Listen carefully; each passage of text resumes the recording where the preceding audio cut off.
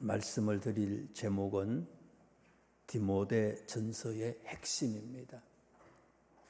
지난주에 우리가 디모데 전서를 새벽마다 이제 묵상을 했습니다. 바울 선생님이 AD 60년에 로마로 끌려가셔서 2년 동안 연금 생활을 했어요.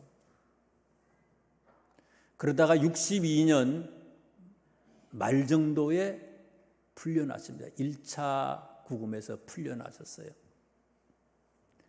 풀려나셔서 바울 선생님이 1차, 2차 전도, 3차까지 전도 여행하실 때에 제일 가고 싶어 하셨던 곳이 계시잖아요. 그곳이 에베소 아닙니까? 터키에서는 제일 큰 도시였죠. 그랬던 것처럼 풀려나시고 난 다음에도 제일 먼저 가고 싶어 했던 곳이 에베소, 그곳으로 가셨어요. 풀려나셔서.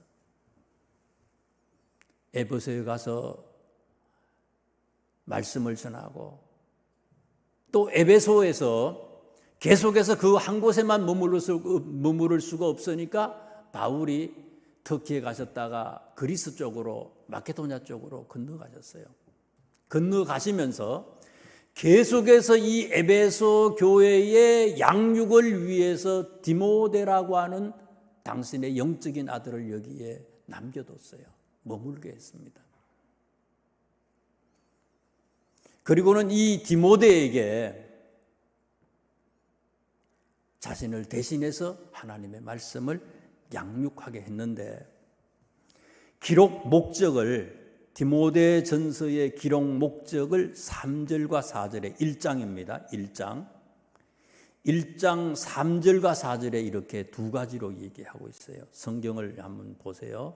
디모데 전서 1장 3절 4절입니다. 내가 마게도냐로 갈 때에 너를 권하여 에베소에 머물라 한 것은 어떤 사람들을 명하여 다른 교훈을 가르치지 말며. 디모데 전서를 기록한 첫 번째 이유가 뭐냐? 다른 교훈에 물들지 않게 하기 위해서라는 거예요. 에베소의 성도들이 하나님의 말씀, 진리의 말씀을 제대로 알게 하기 위해서 디모데를 이곳에 남겨두고 또 편지를 바울이 쓰셨다는 거예요. 두 번째는 뭐예요? 4절에 보세요. 신하와 끝없는 족보에 몰두하지 말게 하려 합니다. 신하, 그리스 로마 신하. 저희가 어릴 때만 해도요, 족보 무진장 관심이 많았어요. 요즘에는 그렇게 족보에 관심이 또 없잖아요. 그런 것처럼 그리스 로마 신하라든지 자기들의 뿌리, 이 족보 이런 것들이 그 시대에 바울 시대에 특별히 에베소 지역의 논쟁거리였다는 거예요. 만나기만 하면 이 얘기들을 했다는 거예요. 예수 그리스도에 대한 진리를 바로 알지 못한 것 하나, 또 하나는 뭐냐? 논쟁거리를 잠재우기 위해서 바울 선생님이 이 디모데 전서를 기록했다는 거예요. 오늘날 우리들에게 있어서의 논쟁거리는 또 뭐예요?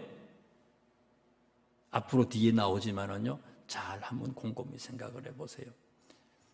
특별히 1장 뒤에 보면은요, 1장 20절 말씀에 보면 두 사람이 소개가 돼요. 후메네오와 알렉산드라고 하는 사람이 있는데 이 사람들은 어떤 사람이라고요? 양심을 버렸고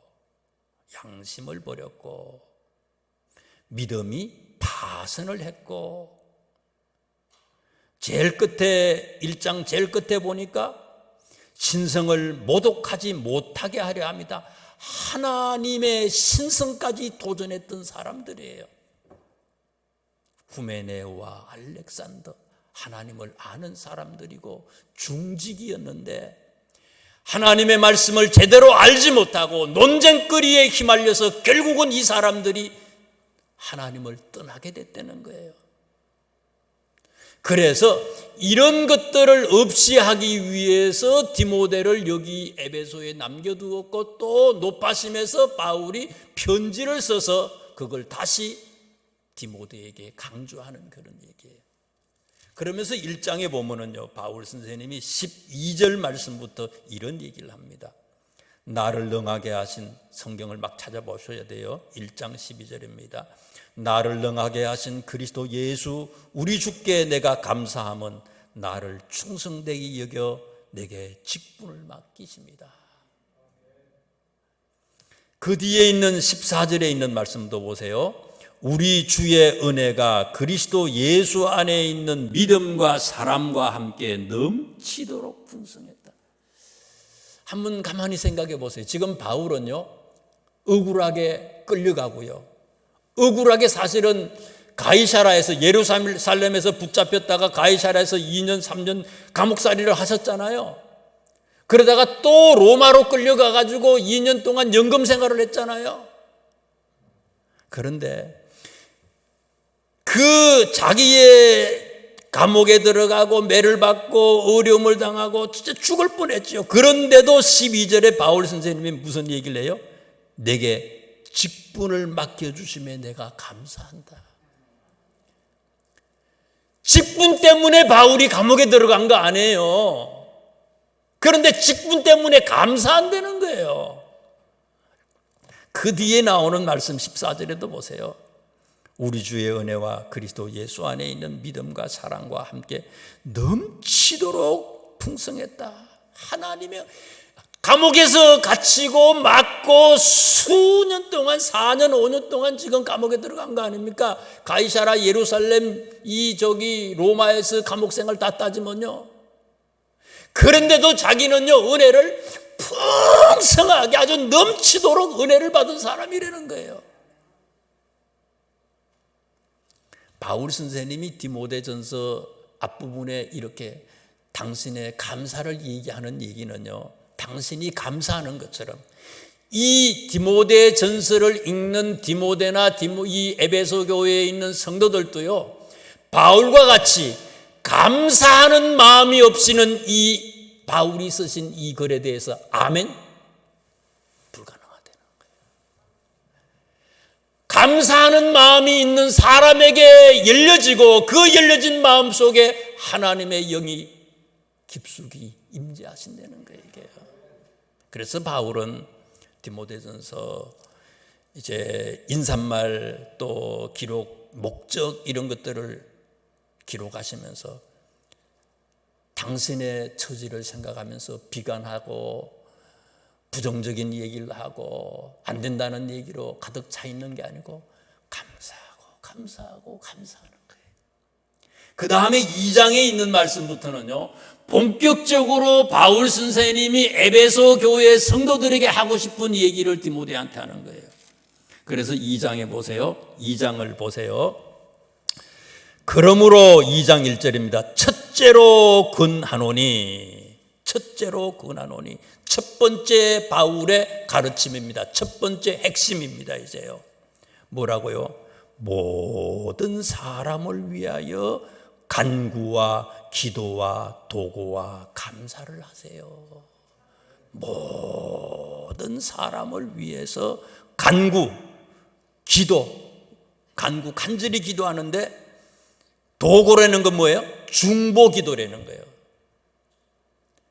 모든 사람을 위해서 간절히 중보하며 기도하세요. 그렇게 얘기를 하시면서요, 2장 2절에는 무슨 얘기를 합니까? 2장 2절을 보세요. 임금과 높은 지위에 있는 모든 사람을 위하여 하라. 모든 사람의 범위를 딱 요약을 해 주셨어요. 모든 사람은 누구예요? 내 편, 내가 좋아하는 사람, 나한테 잘하는 사람, 그 사람을 위해서만 기도하는 게 아니에요. 바울 선생님이 모든 사람을 위하여 중보 기도하라고 하는 얘기는요, 임금들을 위해서도 기도하래요. 높은 지위에 있는 사람들을 위해서도 기도하래요. 지금 바울은요, 감옥에서 풀려난 사람 아닙니까? 예루살렘에서 갇히고 가이사라에서 갇히고 로마에서 갇히고, 누구 때문에 갇혔어요? 헤롯 왕 때문에 갇히고, 본디오 빌라도 때문에 갇히고, 바리새인, 사두개인, 대제사장, 높은 사람들, 결국은 로마에 가서는 로마 황제 때문에 갇혀 있는 거 아닙니까? 그러면 무슨 편지를 써야 돼요? 내가 억울하게 로마 황제한테 이렇게 어려움을 당하고 헤롯 왕한테 이렇게 해코지를 당하고 본디오 빌라도 로마 총독 수많은 유대의 지도자들 때문에 내가 어려움을 당하는데 투쟁하세요, 싸우세요, 쟁취하세요 이런 거 아니겠어요? 이런 편지를 써야 될 거 아니에요? 근데 그게 아니야. 바울 선생님은요, 그 사람들을 위해서 어떻게 하래요? 그 사람들을 위해서도 임금들과 높은 지위에 있는 사람들을 위해서, 그 사람들을 위해서 오히려 기도해 주세요. 간절히 그 사람들을 위해서 기도해 달라고 얘기하고 있어요. 왜요? 이유가 뭐예요? 거기에 2절 말씀을 보세요. 2장 2절을 보세요. 성경을 꼭 찾아보세요. 2장 2절입니다. 이는 2장 2절 중간에 그러잖아요. 이는 임금들 높은 지위에 있는 사람들을 위해서 기도하는 이유가 뭐냐? 이는 우리가 모든 경건과 단정함으로 고요하고 평안한 생활을 하려 합니다.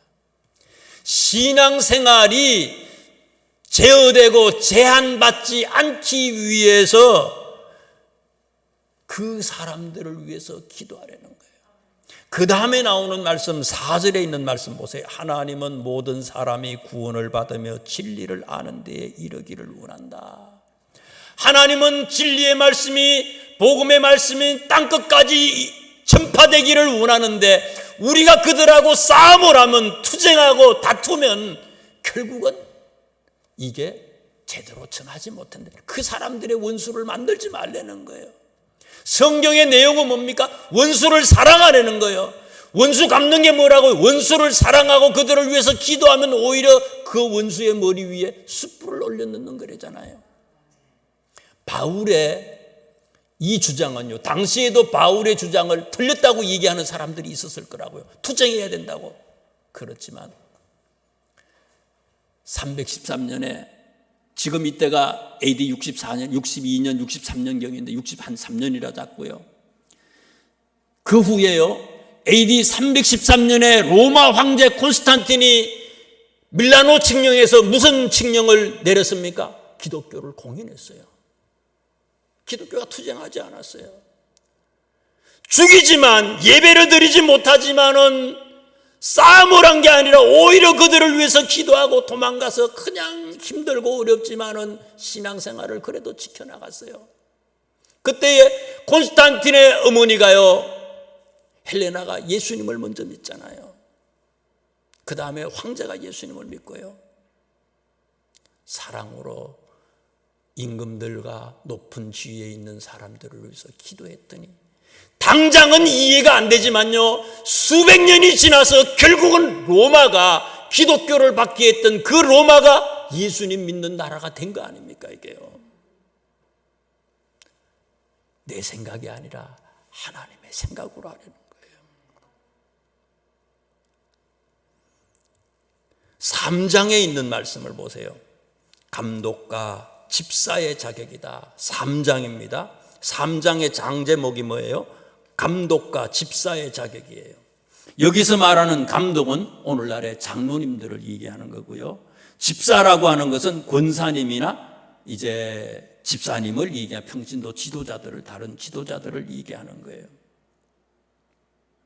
2장에 성도는 왕들이나 높은 지위에 있는 사람들과 다투기보다는 먼저 그들을 위해서 기도해 주세요 하고 얘기를 했는데요, 여기서 3장 말씀에 바울 선생님은요, 평신도 지도자들, 장로님들, 권사님들, 집사님들의 자격을 3장에 얘기해요. 이 얘기는 뭡니까?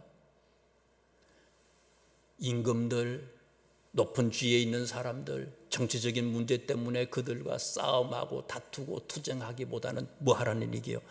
하나님이 여러분들에게 맡겨주신 장로님, 권사님, 집사님의 직분을 제대로 감당하시기를 바랍니다. 이거예요.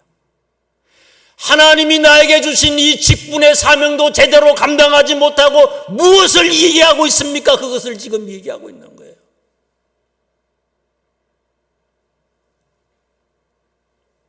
(15절에) 있는 말씀을 보세요. 3장 15절에 있는 말씀을 보세요. 3장 15절에 있는 말씀을 제가 읽어드립니다. 만일 내가 지체하면 너로 하여금 하나님의 집에서 어떻게 행하여야 할지를 알게 하려 함이니 이 집은 살아계신 하나님의 교회요 진리의 기둥 같으다.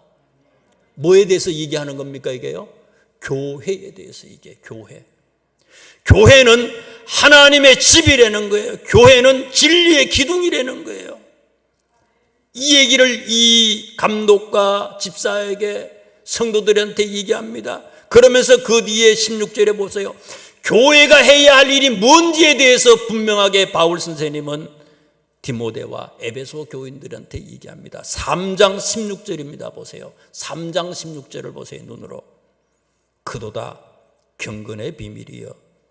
그는 육신으로 경건의 비밀이여 그렇지 않다 하는 이 없도다.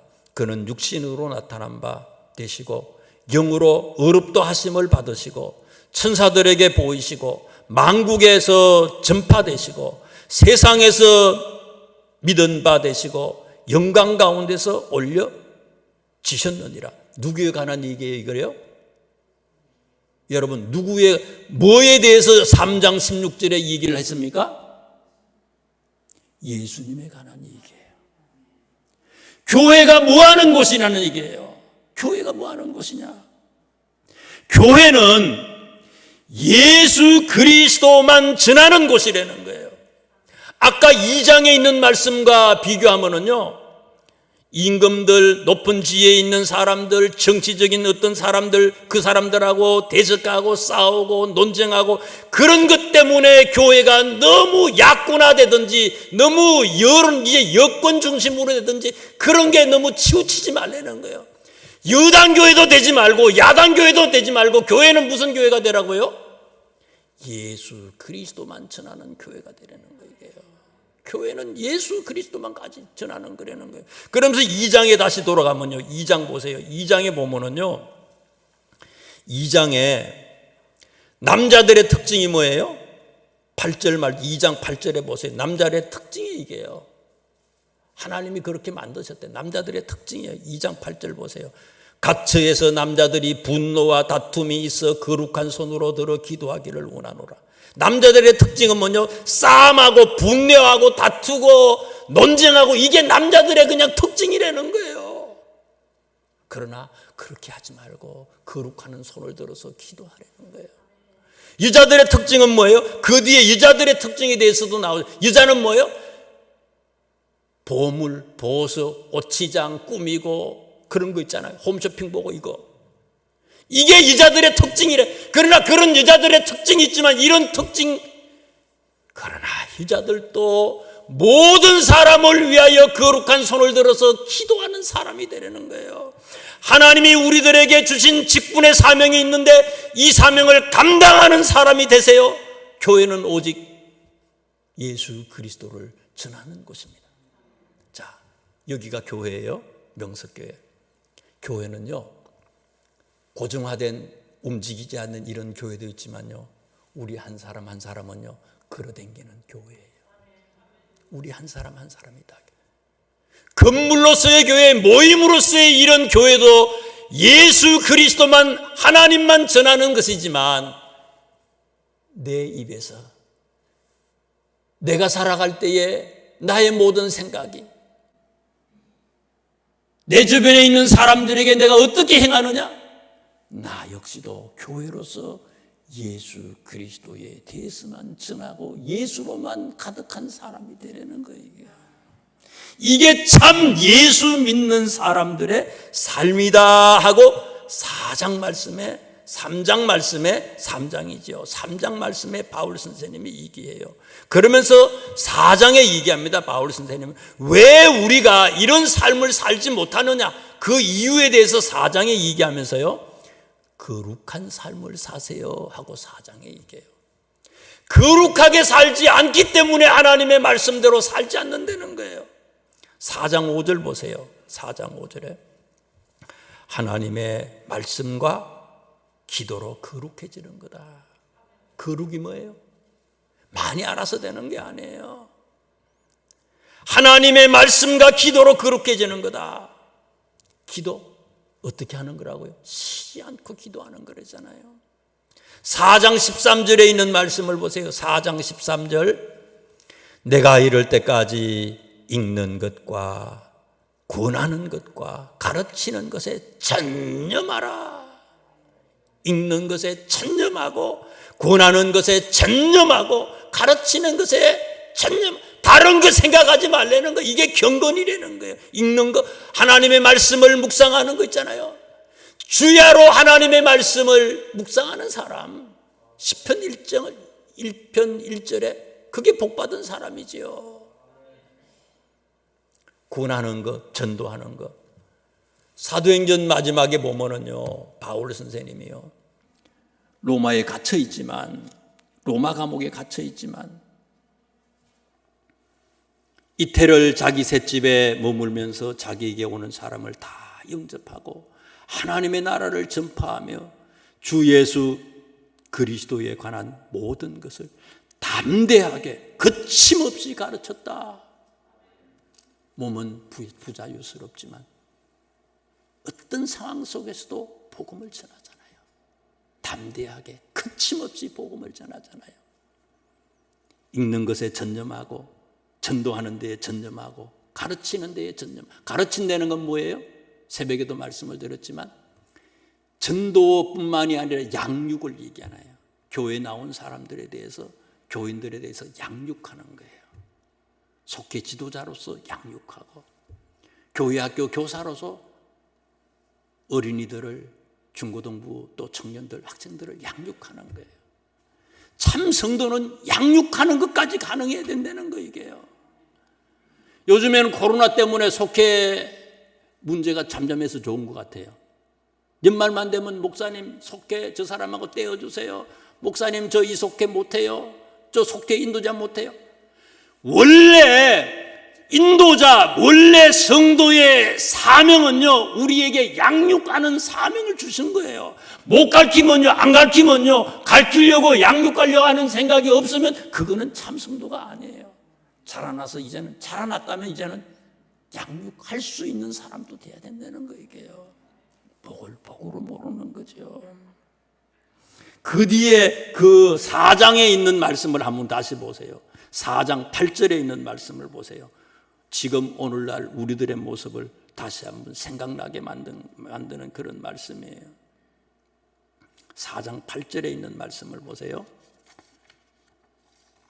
다 같이 합독을 합니다. 8절입니다. 시작. 육체의 연단은 약간의 유익이 있으나 경건은 범사에 유익하니 금생과 내성의 약속이 있느니라. 육체의 연단, 운동하는 거 있잖아요. 건강을 위해서 운동하는 건 어떻다고요? 약간의 유익이 있대. 자, 육체의 운동을 걷기 하고요. 그 다음에 뭐 체력 훈련을 하고요. 이거 뭐 헬스 하고요. 뭐 별거 다 있더라고. 뭐 필라테스인가 뭐 올라가가지고 뭐 빙빙 돌고 별거 다 있어. 그런데 여러분, 이 자기의 육신을 위해서 훈련하는 것은 약간의 유익이 있는데 요즘 운동 안 하시는 분들 있으세요? 하루에 뭐 10,000보씩 걷고 난리 나잖아요. 자기를 위해서 30분, 1시간 운동하는 사람은 운동 다 하잖아요. 자, 그런데 그 뒤에 나오는 경건의 훈련은 어떻다고요? 경건은 범사에 유익하니 금생과 내생의 약속이 있다. 육체의 훈련은 효과는 있긴 있대. 참지 조금 있대. 그런데 경건의 훈련은 기도하고 말씀을 묵상하고 전도하고 양육하는 그 일은요, 진짜 해야 될 건 하나도 안 하면서요, 엉뚱한 거, 조금 유익한 것 때문에 하루에 30분, 1시간 이상은 투자하잖아요, 우리가.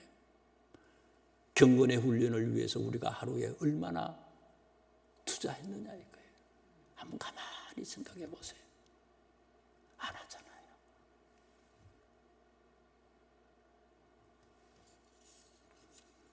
그 다음에 5장에 있는 말씀 보세요. 5장과 6장의 이제 마지막 이 얘기예요. 5장과 6장의 이 얘기는요, 교회에는요 두 종류의 사람이 있다는 거예요. 한 종류는요 존경받는 장로님이 있고 존경받지 못하는 장로님이 있다는 거예요. 존경받는 지도자가 있고 존경받지 못하는 지도자가 있다는 거예요.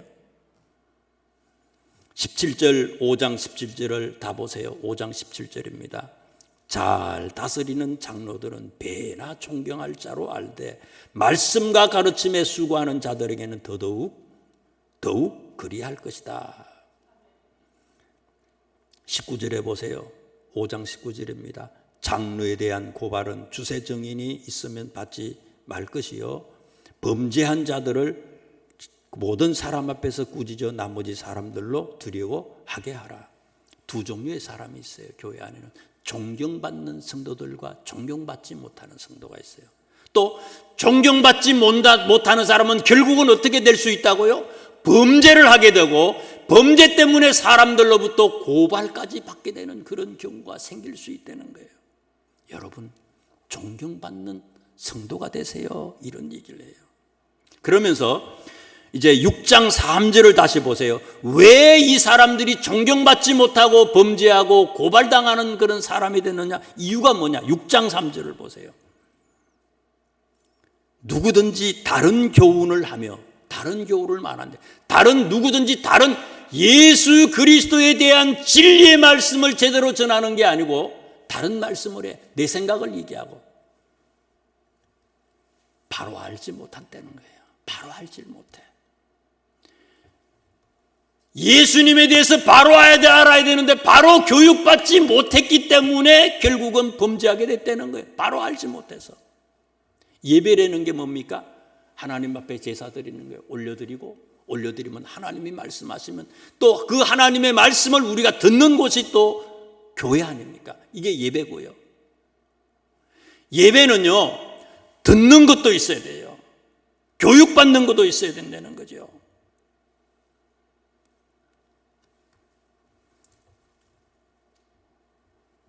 예배 참석하는 것, 예배라고 하는 것은 교육의 기능도 있어요. 주일날 한 번만 따와가지고 이게 교육이 되겠어요? 이미요 우리가 예배를 등한시한다는 건 내 마음이 식어져 갔다는 거예요. 이게요.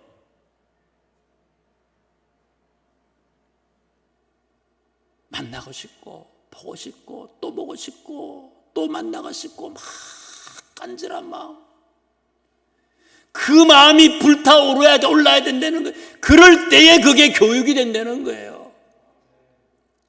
예배를 예배답게 드리지 못하니까 결국은 이 사람들이 다른 교훈을 말하게 됐다는 거예요. 그 다음에 6장 3절 말씀해 보니까 범죄하게 된 이유가 뭐라고요? 경건. 3절 보세요. 경건에 관한 교훈을 따르지 아니했다. 제대로 기도하지 않아요.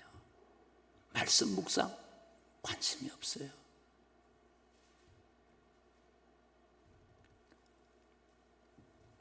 그래서 6장 4절에 있는 말씀에 보면요, 존경받지 못하는 사람의 특징에 대해서 설명을 해놨는데요, 특별히 6장 4절 말씀해 보니까 그 존경받지 못하는 사람의 특징이 뭐라고요? 첫째는 교만하다 그랬어요. 교만하다.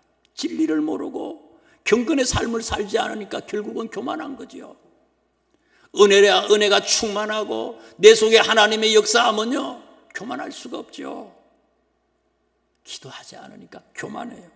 그 다음에 6장 4절 말씀해 보니까 이 사람들의 특징이 뭐라고요? 투기와 변론과 언쟁을 좋아하고 투기와 분쟁과 비방과 악한 생각으로 가득해요. 그 다음에 6장 6절에 있는 말씀을 보세요. 6장 6절. 자족하는 마음이 있으면 경건은 큰 이익이 된다. 반대로 따지면 뭐예요? 반대로 생각하면 자족하는 마음이 없는. 이 서두의 첫 번째 바울 선생님은 감사에 대해서 얘기하잖아요. 모든 것에 감사할 수 있어야 되는데 자족하는 마음이 없는 거예요. 감사하는 마음이 없는, 늘 불평하고 원망하는, 자족하는 마음이 없어. 그 다음에 마지막에 보세요. 10절에 있는 말씀을 보세요. 다 같이 6장 10절에 있는 말씀을 보겠습니다. 6장 10절입니다. 합독을 하겠습니다. 시작. 돈을 사랑함이 일만하게 뿌리가 되나니 이것을 탐내는 자들은 미혹을 받아 믿음에서 떠나 많은 근심으로써 자기를 찔렀다. 마태복음 6장 21절에 보물이 있는 곳에 내 마음이 있다고 얘기했잖아요. 보물이 있는 곳에 내 마음이 있어.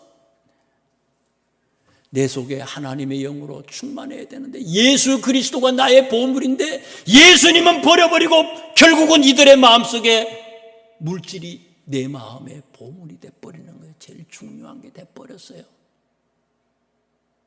그러니 예수님이 없어요. 말만 예수님이지 예수님이 없어. 알렉산더 후메네오 그런 사람이 그랬다는 거예요. 그러면서 이 6장 마지막 부분에 바울 선생님 16절, 17절, 18절 말씀에 지도자의 기본 자세를 다시 한번 강조하시면서 마무리를 지어요. 17절 읽어드립니다. 내가 이 세대에서 부한 자들을 명하여 마음을 높이지 말고 정함이 없는 재물에 소망을 두지 말고 오직 우리에게 모든 것을 후히 주사 누리게 하시는 하나님께 두라. 하나님만 우리의 소망이 되게 해주세요. 하나님만, 예수님만이 우리의 소망이 되게 해주세요. 우리가 아까 찬양을 했잖아요. 484장 집에 가셔서 다시 보세요. 나의 소망이 뭐냐? 오직 예수님만 우리의 소망이 될 수 있길 주님의 이름으로 축원합니다. 두 번째 기본, 이 지도자의 기본 자세로 바울 선생님은요 18절에 이렇게 얘기합니다. 선을 행하고 선한 사업을 많이 하고 나누어 주기를 좋아하세요. 이미 우리는 많은 것을 받은 사람이잖아요. 많은 것을 받았는데도 또 움켜쥐고요 내놓으려고 생각을 안 하잖아요. 나누어주래. 나누어주는 사람이 되세요. 예수님만 생각하는 사람이 되세요. 나누어주기를 좋아하는 사람이 되세요. 18절에는 또 마지막에 또 뭐라 그래요? 너그러운 사람이 되세요. 쌈박질하고 변론하고 논쟁 그런 거 하지 말아요. 그냥 그거 있으면요 그냥 피하는 거예요. 그 사람을 위해서도 기도하는 거예요. 너그러운 마음을 가지세요. 결국은 내가 손해예요. 기도하겠습니다. 주님, 이 아침에도